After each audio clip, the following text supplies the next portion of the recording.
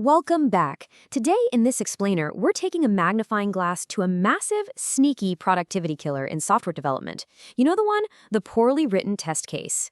We've all been there. If you want to make absolutely sure the software you're shipping actually works, without your engineering team literally tearing their hair out, we've got to master the art of the clear test case. So let's get right into it. Okay, let's dive into this.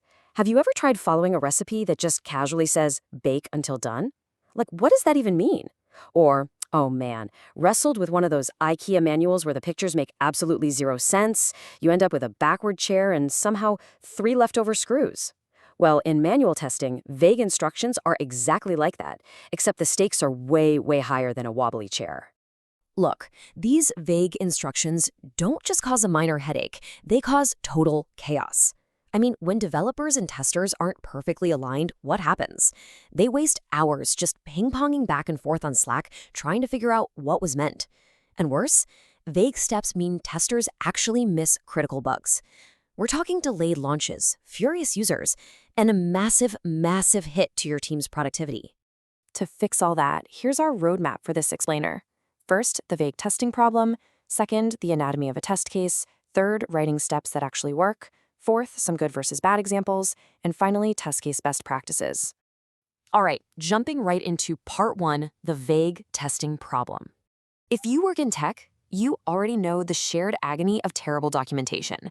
We have all stared at that one Jira bug ticket from a colleague that literally just says, it's broken. Now, what's really interesting about this slide is just how spectacularly useless that phrase is in the real world. I mean, it's broken. Okay, what exactly broke? Under what specific conditions? This right here is the monster we have to defeat. And that brings us to our absolute best weapon, the test case. Now listen, for our purposes, you can't just treat this like a casual grocery checklist. No, it needs to be treated like a rigorous scientific experiment. It has to be repeatable, accurate, and completely unambiguous. Why? Because anyone on your team, literally anyone, needs to be able to run it and get the exact same reliable results. Moving on to section 2, the anatomy of a test case. Okay, think of this part like a biology lab. We're going to dissect the test case to see how it works. These are your fundamentals. So the crucial point is that these 5 elements are basically the immutable bones and heart of any test case you write. First, you've got your identifiers, your ID, title, and objective. Second, the preconditions. Third, the actual steps. Fourth, the expected result. And fifth, the actual result. Seriously, if you miss even one of these pieces, your test case is going to fail you. All right, section 3, writing steps that work. Let's move to and see how this builds a highly structured journey. Step 1, preconditions. Basically what must be true first, like, are you already logged into the staging environment as an admin? Step 2, the steps themselves. These got to be sequentially numbered and incredibly, almost painfully detailed.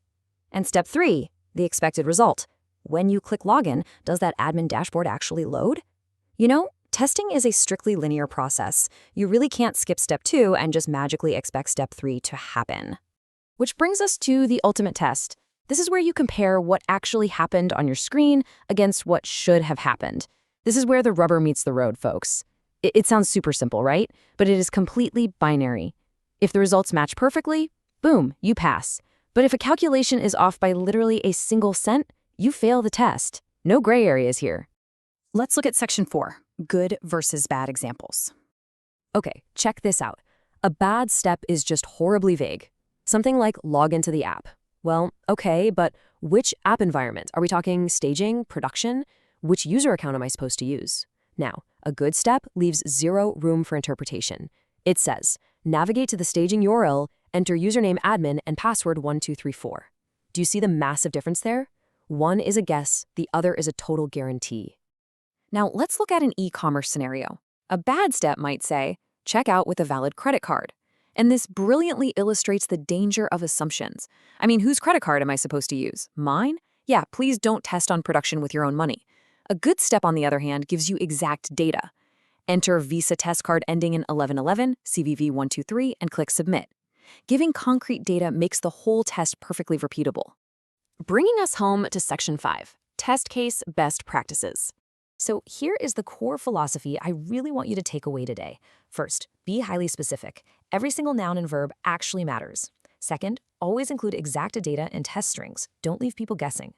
Third, ensure every single step is actually testable, meaning you need a specific action and a clearly observable result.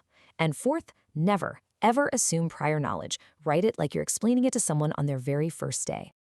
I want to leave you with one final, kind of provocative thought.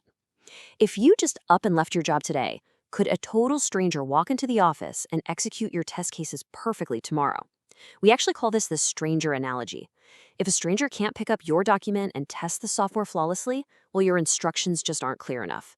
I highly encourage you to go audit your own documentation with this exact standard in mind today.